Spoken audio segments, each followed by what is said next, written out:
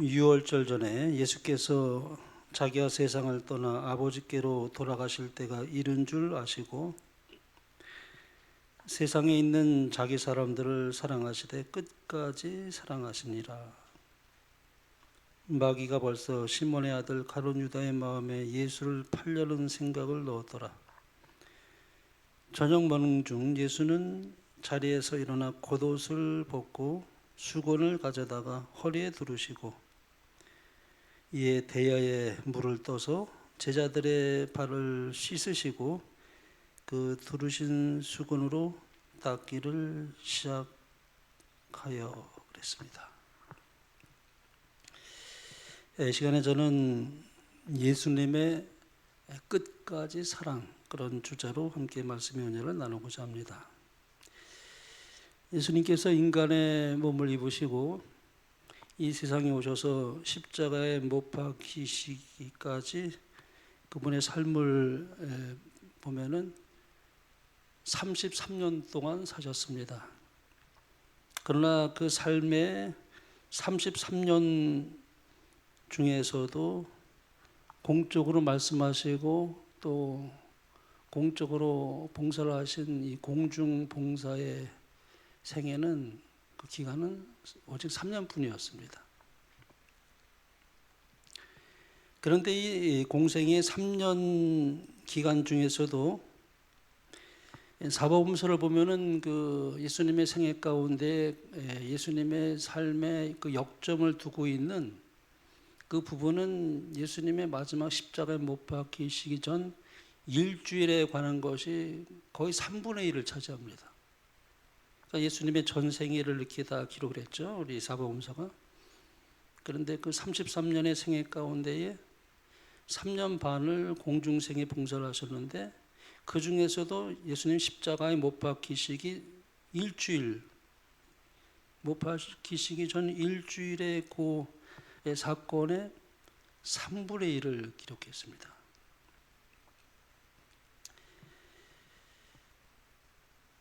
오늘 이 봉독했던 이 본문의 말씀은 예수님께서 체포되기 직전 바로 전날 밤에 있었던 사건이죠. 예수님은 내일이 되면 이제 폭도들에게 붙잡혀서 이제 끌려갈 것을 예수님은 이미 아셨습니다. 이 참 중대한 십자가를 앞에 두고 예수님께서 이제 제자들의 발을 씻기는 장면이 오늘 본문의 말씀입니다. 이 사도 요한은 이 제자들의 발을 씻기시는 그때 당시 예수님의 그 모습을 회상하면서 이제 사복음 요한복음을 기록했는데 그분의 사랑이 어떠했는지 여기 이제 1절에 보면 이렇게 표현을 했습니다. 세상에 있는 자기 사람들을 사랑하시되 어떻게 해요? 끝까지 사랑하시니라. 그렇게 이제 요한이 그 예수님께서 제자들의 발을 씻기실 때 그 장면을 회상하면서 그런 해석을 여기 이제 붙이신 거예요. 사도 요한이. 제자들을 사랑하시되 끝까지 사랑하시니라, 이런 표현을 하고 있습니다. 근데 사실 이 제자들의 그때 그 마음의 상태가 어땠는가? 이제 6월절이 되면은 이 제자들은 참 큰 기대를 했습니다. 큰 꿈에 젖었어요. 예수님께서 이제 유대 나라의 왕이 될 것이다. 그러면 우리가 이제 높은 자리를 차지해야 되겠다. 이게 자리 다툼이 한창 있을 때였어요. 다락방에 모였을 때 그 제자들의 마음의 상태는 어떻든지 이 6월절이 되면 이제 이 높은 자리를 찾아오자는 마음으로 자리 다툼이 있었죠. 그때 제자들의 상황을 이제 선지자글은 이렇게 기록하고 있습니다. 제자들은 그리스도께서 당신의 권세를 주장하시면서 다윗의 보좌에 좌정하실 것이라는 자랑스러운 생각에 사로잡혀 있었다. 따라서 그들은 하나같이 마음속으로 그 왕국에서 가장 높은 자리를 차지하려고 기대하고 있었다. 유다는 왼편으로 그리스도의 다음 자리를 헤집고 들어갔으며 요한은 바른 편으로 나아갔다. 만일 그곳에 제일 높은 자리가 있다면 유다는 기어코 그것을 차지하려고 했을 것이다. 그러니까 이 제자들의 마음의 상태를 우리가 알 수가 있죠. 특별히 유다의 마음에는 만일 그곳에 제일 높은 자리가 있다면 나는 꼭 그것을 차지하고야 말 것이다 하는 마음을 가지고 이제 다락방에 있었다고 여기 이제 말을 하고 있습니다. 그런데 예수님께서는 이제 곧 12시간도 채 되지 않아서 이제 십자가에 못 박히실 것이었습니다. 그때 예수님의 심경을 영감의 글은 또 이렇게 기록했습니다. 그리스도께서는 세상을 떠나사 아버지께로 갈 시간이 온 것을 아셨다. 그분은 세상에 있는 당신의 살아가는 자들을 사랑하시되 끝까지 사랑하셨다. 그분은 배반을 당할 때 자신이 버림을 받게 되리라는 사실을 아셨다. 그분은 당신이 구원하려고 오신 자들의 망언과 잔인성을 아셨다.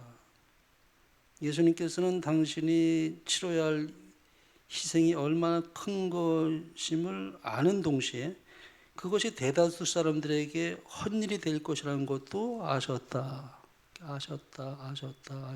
이렇게 이제 선지자의 영감의 글은 그렇게 기록하고 있습니다. 예수님은 이렇게 제자들에게 배반당하실 것도 아셨고 또 그들에게 배은망덕한 그런 일을 당할 것도 아셨습니다. 그러나 그럼에도 불구하고 오늘 요한복음 17장 1절에 보면은 세상에 있는 자기 사람들을 사랑하시되 끝까지 사랑하시니라. 그렇게 기록하고 있습니다. 그리고 다음에 이제 2절을 보게 되면은요. 사탄이 벌써 이제 유다의 마음속에 들어가서 예수님을 팔아넘길 생각을 하겠다는 말을 기록하고 있습니다. 2절 말씀 보겠습니다. 마귀가 벌써 시몬의 아들 가룟 유다의 마음에 예수를 팔려는 생각을 넣었더라 그랬습니다. 그러나 예수님은 이런 사실을 다 아시고 계시면서도 유다를 포함해서 모든 제자들을 끝까지 사랑하시니라 그렇게 사도 요한은 기록하고 있습니다. 그러면서 이제 제자들의 발을 씻기는 장면을 사도 요한은 이제 이렇게 기록합니다. 저녁 먹는 중 예수는 자리에서 일어나 겉옷을 벗고 수건을 가져다가 허리에 두르시고 이에 대야에 물을 떠서 제자들의 발을 씻으시고 그 두르신 수건으로 닦기를 시작하여 그랬습니다. 예수님께서 지상생애에서 마지막으로 봉사하신 그 일들 중에 하나가 뭐냐면은 종으로서 친히 수건을 허리에 두르시고 제자들의 발을 씻기신 일이었습니다. 제일 마지막에 예수님께 하신 마지막 그 일들 가운데 하나가 바로 제자들의 발을 씻기신 것이었죠. 그런데 예수님께서 제자들의 발을 씻기실 때 누구의 발부터 씻겼습니까? 아시는 대로 성경에 보면은 누구의 발부터 씻겼다는 말이 기록이 나와 있질 않아요. 그렇죠? 선지자의 글에는 이제 이렇게 기록합니다. 식탁에서 자리를 택하는 일에 있어서 유다는 첫째 자리를 차지하려고 하였고 그리스도께서는 종으로서 유다를 첫째로 섬겼다. 그러니까 누구를 제일 먼저 발을 씻긴 거예요? 유다의 발을 제일 먼저 씻겼다는 것을 우리가 알 수가 있습니다. 유다가 가장 미워했던 요한은 어떻게 해요? 제일 마지막으로 봉사를 받았다. 이제 선지자의 글에는 그렇게 이제 기록하고 있습니다. 누구의 발을 제일 먼저 씻겼는가? 유다의 발입니다. 그리고 유다가 가장 미워했던 요한은 제일 마지막으로 봉사를 받았다. 그렇게 기록하고 있습니다. 그리고 이렇게 말합니다. 제자들은 그리스도의 행동을 지켜보고 크게 감동을 받았다. 감정의 변화가 일어났다. 그들은 겸손하고 온순하게 되었다. 유다 외에는 모두가 다 가장 높은 자리를 다른 사람에게 양보하려고 하였다. 예. 다른 제자들은 다 마음의 변화가 일어나는데 누구는 마음의 변화가 일어나지 않았습니까? 유다의 마음은 변화가 있질 않았어요. 예수님께서 모든 제자들의 발을 씻기셨습니다. 특별히 예수님께서는 종으로서 유다를 첫째로 섬겼지만 유다의 마음은 전혀 변화가 일어나지 않았다고 기록하고 있습니다. 유다의 마음은 예수님께 굴복되지 않은 것입니다. 영감이 그런데 계속 이렇게 말합니다. 예수님께서는 유다의 영혼을 갈망하셨다. 여러분, 참 예수님은 유다가 자기를 팔 것을 아셨어요. 아셨음에도 불구하고 예수님은 유다의 영혼을 참으로 갈망했다고 말씀합니다. 그분은 운명지어진 도성 예루살렘을 위하여 우셨을 때 같은 부담을 유다에게도 가지셨다. 그분의 마음은 내가 너를 어찌 포기할 수 있겠는가 하고 부르짖고 있었다. 그러니까 참 상당히 아이러니한 이야기입니다.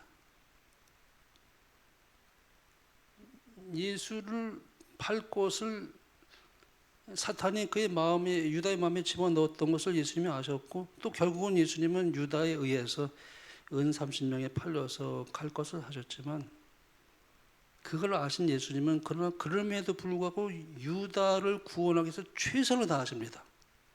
끝까지 사랑하시는 거예요.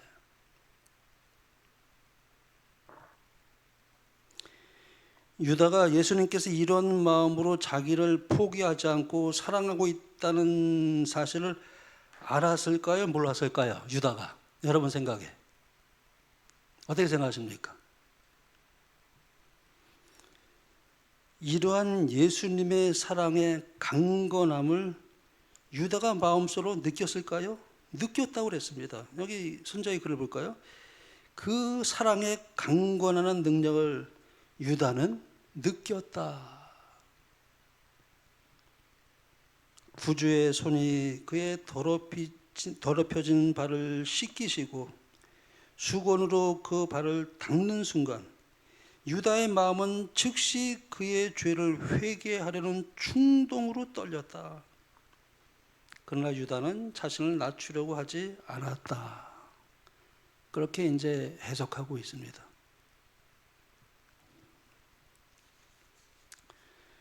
제가 말씀드린 대로 우리가 이제 이 성경은 모세의 율법과 선지자의 글이잖아요. 그렇죠? 그래서 예수님께서 구약 성경을 가르칠 때 제자들에게 모세의 율법과 선지자의 글에 자기에 관한 것을 자세히 설명했다고 그랬어요. 그러니까 모세의 율법만 가지고 충분히 될 수 있었지만 하나님은 시대를 지나가면서 그 시대에 선지자를 세워서 모세의 율법을 해석하고 확대해서 그것을 적용시키는 그 일이 있게 되면서 성경이 이렇게 66권이 됐다고 그랬습니다. 그래서 모세의 율법과 선지자의 글이에요. 우리가 이 성경을 이해하는 데 있어서 마지막 때 하나님께서 선지자를 주셨어요. 선지자의 글입니다. 그래서 이어내시는. 그래서 이렇게 해석할 수 있는 글은 찾아볼 수가 없어요. 제가 아무리 주석책을 보고 이 세상의 위대한 학자들의 신학자를 다 읽어봐도 이렇게 계시를 보지 않았기 때문에 이런 표현을 할 수가 없는 것입니다. 그러니까 이것을 아주 자세하게 성경을 확대시키고 해석하시고 조명하시고 그것을 적용하시고 이 시대에 맞게 우리에게 주는 예수의 증거라는 말을 그래서 하는 것입니다. 자, 여기 보면 이렇게 말씀합니다. 예수님이 유다를 어떻게든지 그를 구원하시라고 제일 먼저 그의 발을 씻기시며 사랑으로 그를 강권해서 구원하고자 했습니다. 그러나 이 결정적인 때에 유다는 그의 죄를 회개하려고 하는 충동으로 그의 마음이 떨렸다고는 했지만 그는 결국 예수님께 마음을 굴복시키지 않았습니다. 자기를 낮추려고 하지 않았다는 얘기예요. 여러분, 이것은 하나님께 반역할 당시 루시퍼의 마음에도 마찬가지였습니다. 이 선지자의 글을 한번 보겠습니다. 이사야 이제 14장을 먼저 볼게요. 이사야 14장 보면 하나님께서 반역하기 전 루시퍼에 대해서 이제 선지자 이사야를 통해서 이렇게 기록했습니다. 내가 내 마음에 이르기를 하나님의 뭇별 위에 나의 보좌를 높이리라. 이 루시퍼에 대해서 이제 하는 거예요. 선지자가 이제 그렇게 말하고 있습니다. 내가 내 마음에 이르기를 하나님의 뭇별 위에 나의 보좌를 높이리라. 지극히 높은 자와 비기리라 하도다. 이거에 대해서 이제 영감의 글은 좀 더 상세하게 조명하고 그렇게 해서 이제 해석해서 이제 이렇게 이제 설명을 합니다. 하늘 무리들 중에 최고의 영광을 누리면서도 그는 자기의 지위에 만족하지 않고, 이 루시퍼에 대해서 얘기하는 겁니까? 감히 창조주만이 받으실 수 있는 존경을 탐냈다. 이 천사장은 무한하신 아버지께서 아들에게 부여하신 영광을 탐내고 그리스도만이 가지신 대권을 갈망했다. 우주의 왕은 저희 앞에서 당신의 저들의 참된 주의를 드러내시고 모든 피조물에 대한 아들의 관계를 보이시려고 하늘 무리들을 소집하였다. 조금 길지만 제가 이 배경을 이제 여러분들에게 이제 보이기 위해서 조금 이제 그렇게 이제 인용을 좀 했습니다. 이제 하늘 무리들을 소집한 것입니다. 아버지 하나님께서. 회집된 하늘의 거민들 앞에서 우주의 왕은 하나님의 독생자이신 그리스도밖에는 아무도 당신의 계획에 완전히 참여할 수 없으며 그분에게 당신의 뜻의 위대한 도모들을 수행하도록 위임하셨다고 선언하셨다. 천사들은 기쁨으로 그리스도의 최상권을 인정하고 그 앞에 엎드려서 그들의 사랑과 경배를 표하였다. 루스벨도 그들과 함께 부복하였으나 그의 마음속에는 일종의 이상하고 맹렬한 투쟁이 있었다. 진리와 공의와 충성은 시기와 질투로 더불어 투쟁하고 있었다. 이거에 대해서 이제 선지자의 글은 이렇게 이제 해석하고 있는 것입니다. 루스벨이 사탄이 마귀가 되기 전에 그의 마음에 그리스도를 얼마나 시기했는지를 알 수 있으며 그가 얼마나 높고자 하는 마음을 가지고 그렇게 이제 투쟁하는 그의 이 심정을 이제 그대로 보여주고 있죠. 그다음에 이렇게 말합니다. 거룩한 천사들의 감화가 한동안 그를 감동시키는 것처럼 보였다. 무수한 자들이 즐거운 목소리로 부르는 찬양의 노래가 선율적인 곡조로 흘러나올 때에 악한 정신은 극복된 것처럼 보였으며 말할 수 없는 사랑이 그의 전신을 흥분시키고 그의 영혼은 죄 없는 예배들도 갚아여 아버지와 아들을 사랑하게 되었다. 그러나 그는 또다시 자신의 영광에 대한 자만심으로 충만하였다. 최상권을 얻고자 하는 그의 욕망은 다시 일어나고 그리스도에 대한 시기심을 마음에 또다시 품게 되었다. 그는 자기의 광명과 높은 지위를 자랑하였으며 하나님과 동등한 지위를 얻고자 갈망하였다. 그래서 루스벨의 마음이 어떻게 해서 하나님께 반역을 하게 되는지, 어떻게 하나님에게 대적하는 사탄이 되었는지를 이제 그 과정을 이제 쭉 이렇게 보여주고 있습니다. 여기 루시퍼는 자기의 마음을 하나님께 굴복시키지 않았다 그랬어요. 똑같아요. 그는 그리스도 앞에 자신을 낮추려고 하지 않았습니다. 자기의 높은 지위를 자랑했다고 했어요. 그건 누구한테 왔는데요? 하나님께서 왔는데도 불구하고 그는 자기의 높은 지위를 자랑하면서 하나님과 동등한 지위를 갖고자 하는 갈망하는 마음이 그의 마음을 지배했기 때문에 결국은 하나님께 자신의 마음을 낮추지 않았다고 이렇게 말하고 있죠. 그래서 천사장이었던 그는 하나님을 대적하는 자 사탄 마귀가 되는 것입니다. 이때 루시퍼가 마음을 돌이켰다면 얼마나 좋았을까요? 그렇죠? 그때 루시퍼가 마음을 돌이켰다면 우주의 죄가 시작되지 않았을 거예요. 그냥 하와에게 유혹하는 일도 없었을 것이고 얼마나 좋았을까요? 그리고 자기도 구원받고 다른 천사들도 구원했을 거예요.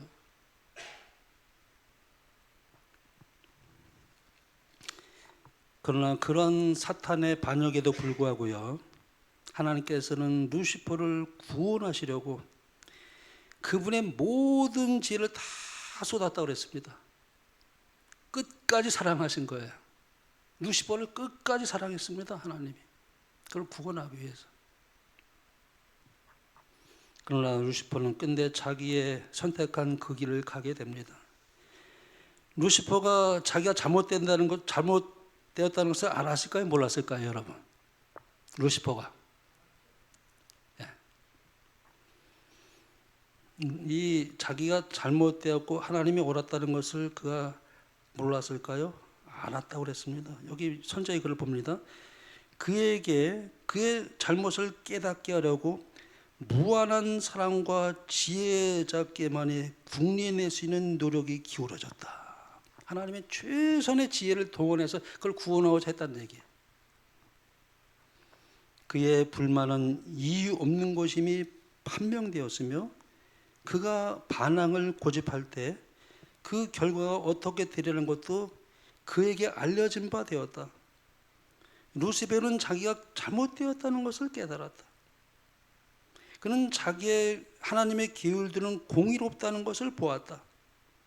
그리고 온 하늘 앞에서 이것들을 그렇다고 인정해야만 한다는 것을 깨달았다. 그렇게 하였더라면 그는 자신은 물론 많은 천사들을 구원하였을 것이다. 그래서 이게 선악의 대쟁투가 어떻게 시작되는지를 우리가 보고 있습니다. 마틴 루터가 이런 말을 했습니다. 하나님의 사랑은 사랑의 대상을 찾으시는 것이 아니라 사랑의 대상을 창조하신다. 참 이게 유명한 말이에요. 마틴 루터가 참 유명한 말입니다. 영감을 받아서 한 말이에요. 마틴 루터가 한 이 말은 그러니까 사람이 사랑받을 만하기 때문에 하나님께로부터 사랑을 받은 것이 아니라 사람이 사랑받을 만한 자가 되지 못하지만 그를 사랑해서 그를 사랑받을 만한 자로 창조하신다. 하나님은 그렇게 마틴 루터가 말한 것입니다. 이 말에 참 많은 말이에요. 하나님이 나를 사랑하신 것이 내 자격이 있는 거 아니에요. 하나님이 나를 사랑하셔서 그를 사랑받을 만한 자로 나를 변화시키셔가지고 하나님을 믿게 하시고 하나님을 사랑하게 하시고 그래서 나를 이제 구원하시는, 그래서 나를 재창조하신다. 사랑의 대상을 창조하신다.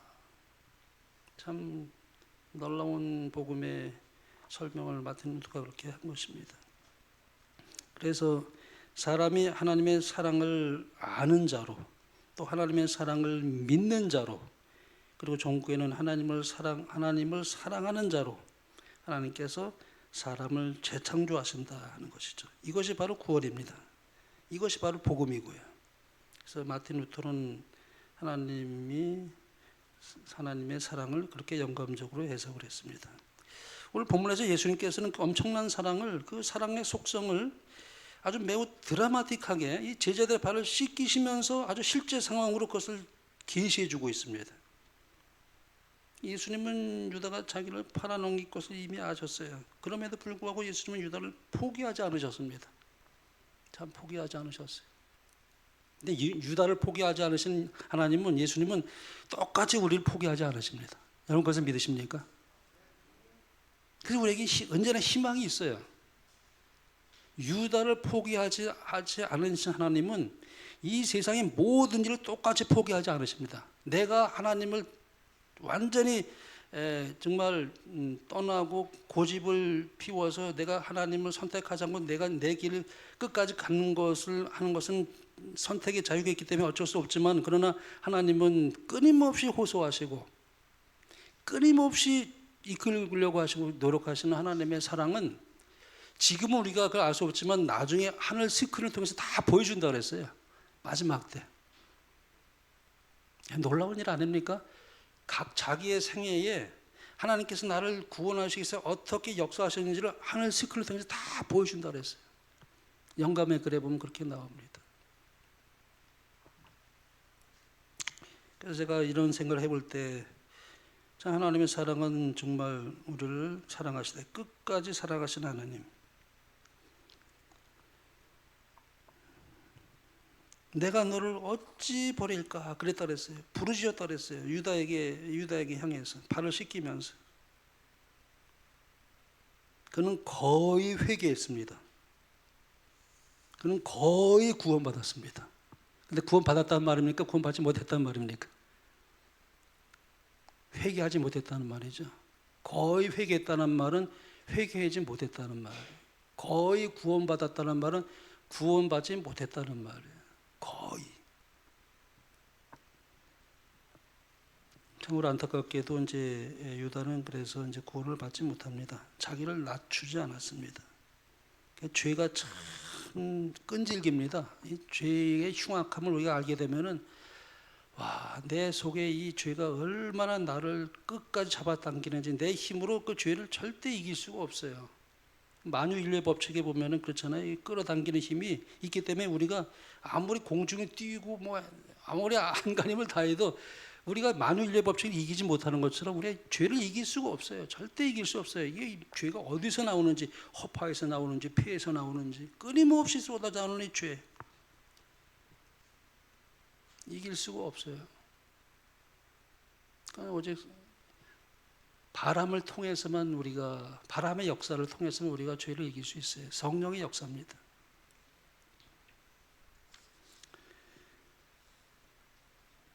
이건 루시퍼도 마찬가지였어요. 루시퍼가 왜 돌이키지 못했을까요? 그 이유가 무엇일까요? 그렇게 자기의 잘못을 깨달으면서도 그가 하나님께 마음을 굴복시키지 못한 이유가 무엇일까요? 놀랍게도 선지자의 글은 이렇게 기록하고 있습니다. 그가 하나님의 주권에 완전히 복종하든지 공공연히 반역하든지 최종적인 결정을 내릴 시간이 이르렀다. 그는 거의 하나님께 돌아오려는 결정이 이르렀으나 자존심이 허락지 않았다. 여기도 말하죠. 거의. 유다도 거의. 루스벨도 거의입니다. 근데 자존심이 허락지 않았다 그랬어요. 그토록 큰 존경을 받던 자가 자신의 그릇되었음과 그의 상상이 잘못되었음을 자복하고 부당한 것을 밝히려고 힘쓰던 바로 그 권위에 복종하는 것은 너무나 큰 희생이었다.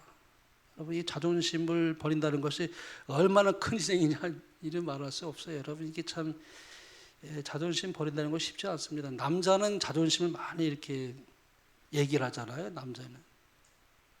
여자는 순결을 얘기하지만 남자는 자존심을 얘기한다고 어떤 말이 그런 분이 그런 말을 해요. 자존심을 산다고 그래 남자는. 자존심을 건드리면 남자들은 다 싫어한다고 그래요.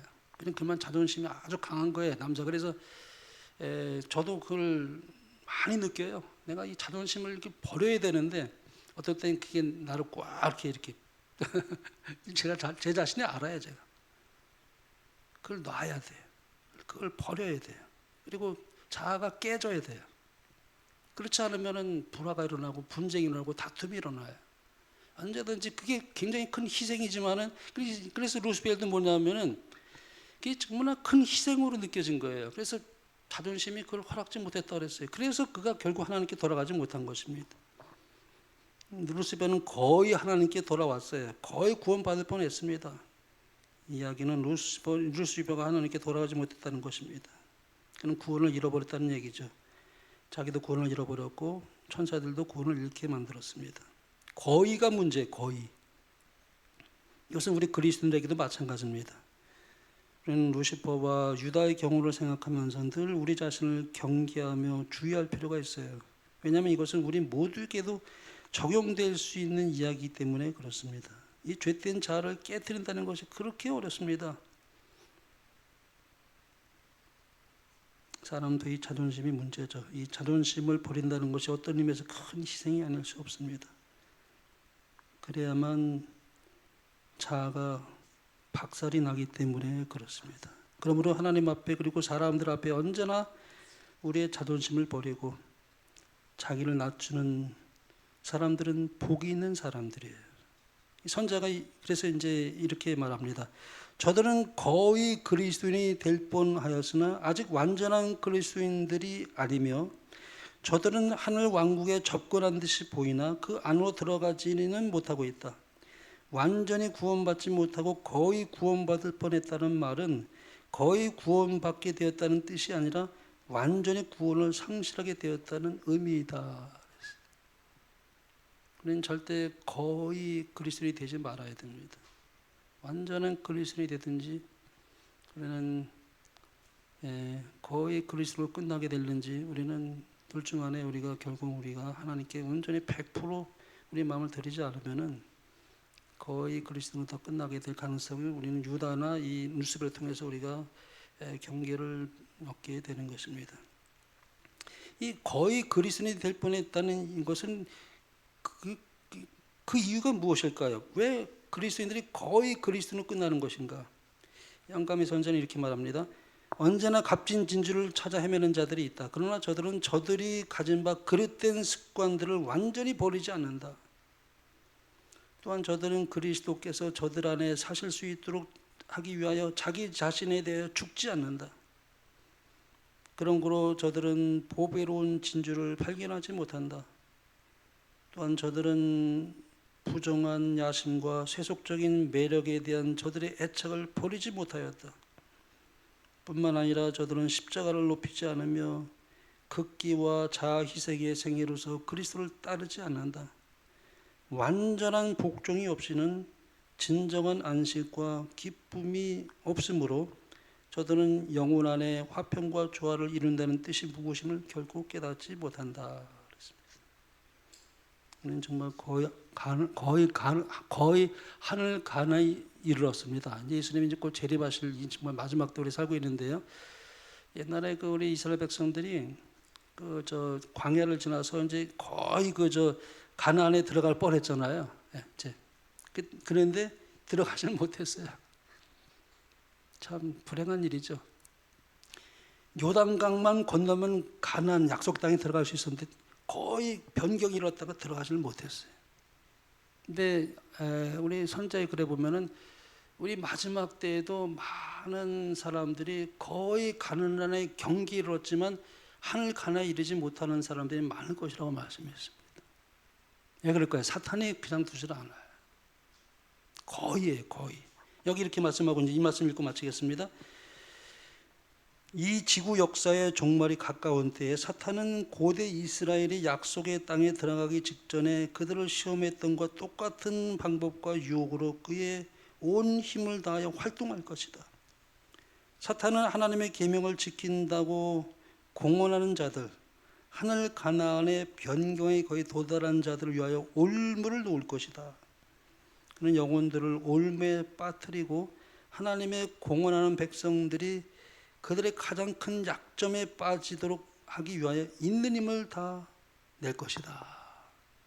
우리가 다 약점이 있어요.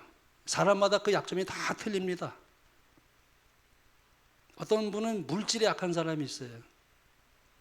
어떤 사람은 명예심에 약한 사람이 있어요. 어떤 사람은 정말 아주 사람마다 다 틀리죠. 근데 사탄은 우리의 약점을 가장 잘한다고 그랬어요. 어떤 사람은 야심이 아주 있는 사람들은 야심을 통해서 이제 사람을 이렇게 이제 공격을 하죠. 그래서 우리가 한시도 우리의 마음을 놓을 수 없는 이 세상에서 깨어 기도하라 그랬죠, 예수님이. 근데 깨어 있는 것과 기도하는 것은 같은 거예요. 기도하면 깨어 있게 돼 있고 깨어 있으면 기도하게 돼 있습니다. 이 둘은 상관관계예요. 내가 깨어 있는 것을 어떻게 하는가? 기도하는 삶을 통해서 나는 알아요. 나 항상 하나님께 기도하면 내 마음을 드리고 그럴 때마다 내가 깨어 있지 않을 수가 없죠. 근데 깨어 있는 사람은 항상 또 기도하게 돼 있어요. 그래서 깨어 기도하라 그랬죠. 같은 겁니다. 같은 맥락으로 우리가 봐야 돼. 우리가 이 마지막 때에 언제나 우리 자신을 경계하여 자신을 낮추고 그리스도만을 높이며 다른 사람들은 나보다 낮게 여기는 이 겸손한 마음으로 오직 하나님께만 영광을 돌리게 되는 저희 여러분의 삶이 되길 바라며 말씀을 마치겠습니다.